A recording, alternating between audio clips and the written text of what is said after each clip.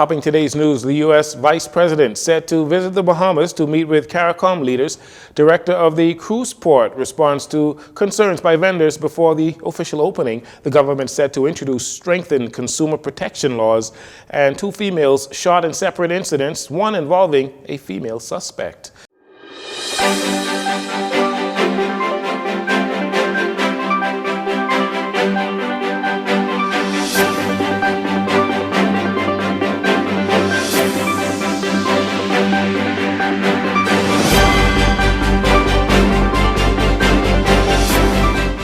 Good evening, Bahamas. I'm Jarino Saunders. This is your JCN Evening News. It's a pleasure to have you join us. The Vice President of the United States, Kamala Harris, will travel to the Bahamas on June 8th to co-host, along with Prime Minister Philip Davis, the U.S. Caribbean Leaders Meeting, an advanced effort to combat global concerns. This coming from Press Secretary in the Office of the Prime Minister, Clint Watson, during the weekly press briefing. This gathering will convene leaders from CARICOM and other key regional stakeholders. The agenda for the discussion comprises pressing global concerns, including climate change, energy management, food security, and the process of rebuilding in the aftermath of the COVID-19 pandemic. Building upon the foundation of previous meetings, the dialogue will continue to underscore the importance of climate change mitigation, addressing the region's energy crisis, and devising strategies to reduce the region's reliance on fossil fuels. Now, in the backdrop of this forthcoming meeting, it's worth remembering the pivotal engagements the Vice President Harris has previously held with the region, such as last year's 9th Summit of the Americas held in Los Angeles. These encounters have catalyzed collective action and fostering sharing understanding. You remember Prime Minister meeting with the Vice President earlier this year. No doubt this meeting is born out of that fruitful talks. In January of this year, Prime Minister Philip Davis met with Vice President Kamala Harris at the White House to discuss a number of issues focusing on the Bahamas and the wider Caribbean region. As chairman of CARICOM, Prime Minister Davis said he believes it is important for the United States and other partners in the hemisphere to support Haitian-led efforts to stabilize that country and find a path forward out of their crisis.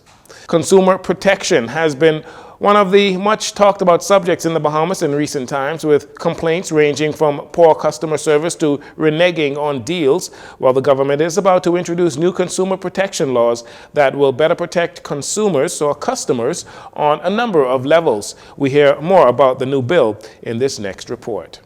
When members returned to the halls of Parliament on Wednesday, there were several bills read for the first time, including the Consumer Protection Bill. Here is what Prime Minister Philip Davis, the Minister of Finance, had to say about the new bill. This bill is for all Bahamians, from the young mother budgeting for her family's groceries to the retiree investing his hard-earned money in a new home appliance. Our individual households, our communities, and our economy depend on the integrity and fairness of trade.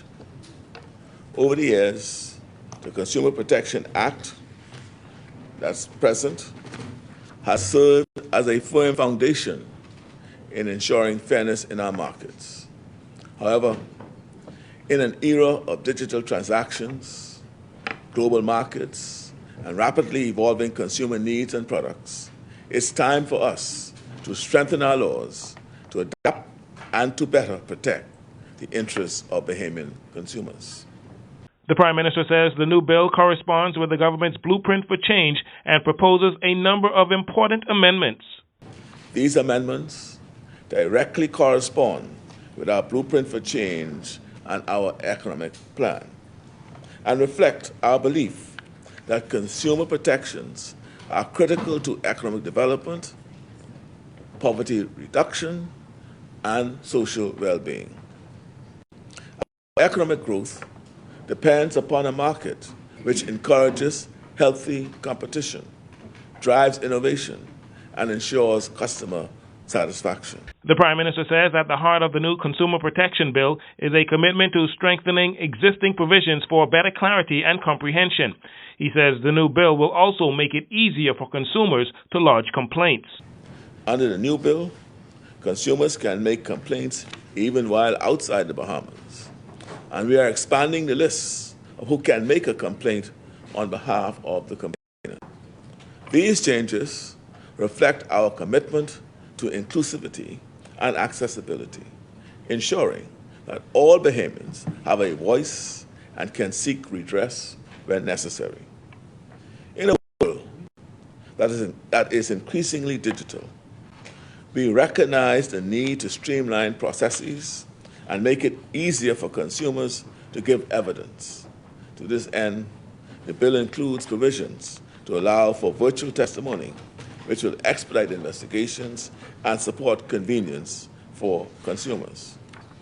According to the Prime Minister, the new bill will also protect against pyramid schemes and other harmful business practices like misleading and deceiving consumers, harassment, and coercion. The bill will also expand the power of the minister, allowing the government to respond swiftly to threats.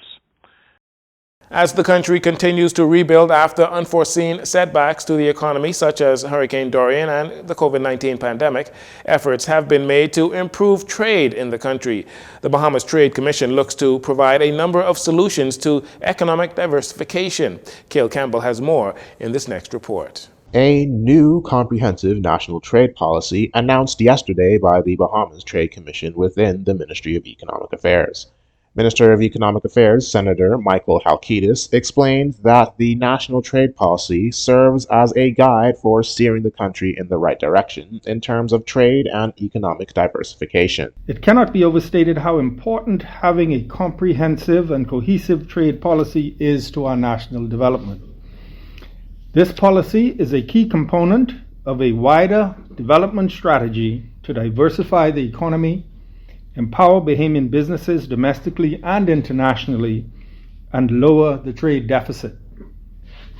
Key areas that are being targeted by the government, such as niche agricultural and fisheries products, uniquely Bahamian craft, food and goods, and other green, blue, and orange economy products and services will all benefit from this policy. We constantly hear phrases like trade, economic development, and resiliency. Terms like these are constantly tossed around.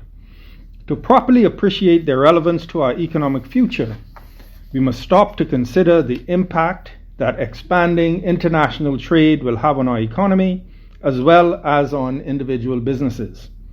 Minister Halkitis goes on to explain that the government must ensure that policies allow Bahamians access into global markets without, quote, unnecessarily long processes and exorbitant expenses. According to the minister, there are some that feel government should make policies and, quote, get out the way for business innovation.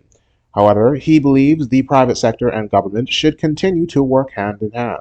Throughout the development of the national trade policy, we have worked very closely with many local stakeholders to ensure that their needs and inputs were placed at the forefront of policy development. I am proud to say that the national trade policy of the Bahamas is the product of continuous stakeholder engagement. We have incorporated much of that engagement to ensure that the policy before us today is as strong and comprehensive and inclusive as possible. And as we implement this policy, the key is to remain agile and open to ways we can continue to strengthen the policy in response to local needs. With the Bahamas, as well as the rest of the world, experiencing a number of global shocks, Minister Halkitis understands that the economy needs to be diversified in order to remain competitive both regionally and internationally. He contends that multilateralism, increasing protectionist policies, and the slowdown of globalization has led to an increasingly difficult economic environment for Bahamian exports. These crises highlighted the need for diversification towards resiliency. Trade will play a huge role on how we build a new, diverse, and more resilient Bahamian economy. And we are just at the beginning of this journey. And while having a robustly developed policy is a tremendous first step, there are many more steps to take in this journey as we explore the Bahamas' true potential for trade. What matters most where this policy is concerned is its impact. Ultimately, the true measure of the effectiveness of this policy lies in its ability to empower Bahamian businesses, lower the trade deficit, and contribute to the creation of a more resilient and diverse economy. He says that more emphasis will be placed on effective implementation, as was placed on the development of the policy. Minister Halkitis anticipates that with practical application, the government will continue to work hand in hand with Bahamians to ensure that in the future, Bahamian businesses can effortlessly export their products to the world. For Love 97 News, I'm Cale Campbell. Thanks for that report, Cale.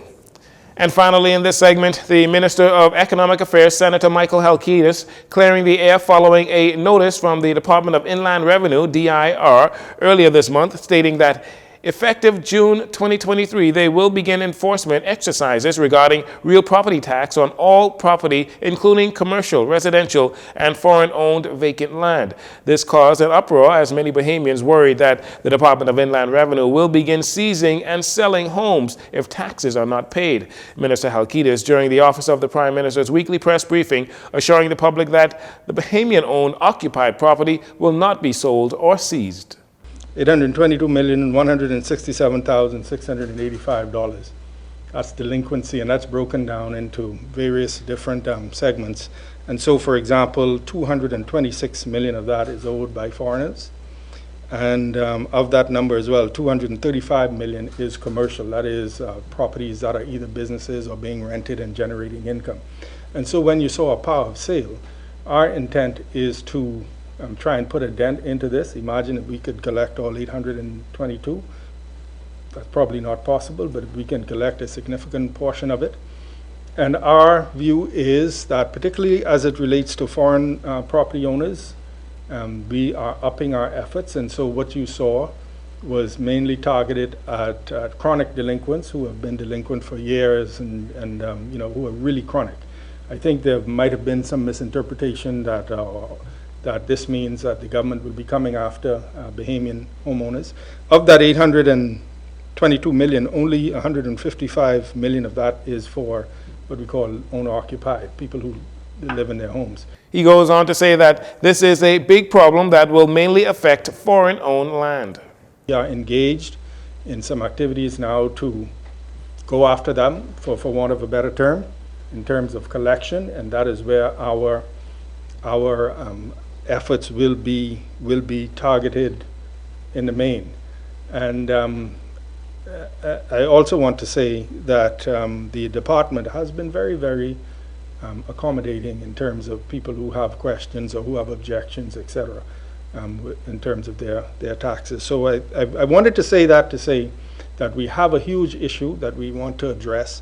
And when we come to certain categories, particularly when we talk about foreign-owned properties where there's been some stubbornness in getting the number down, then we have to move from the level of asking to the level of being able to use some of the powers that you have.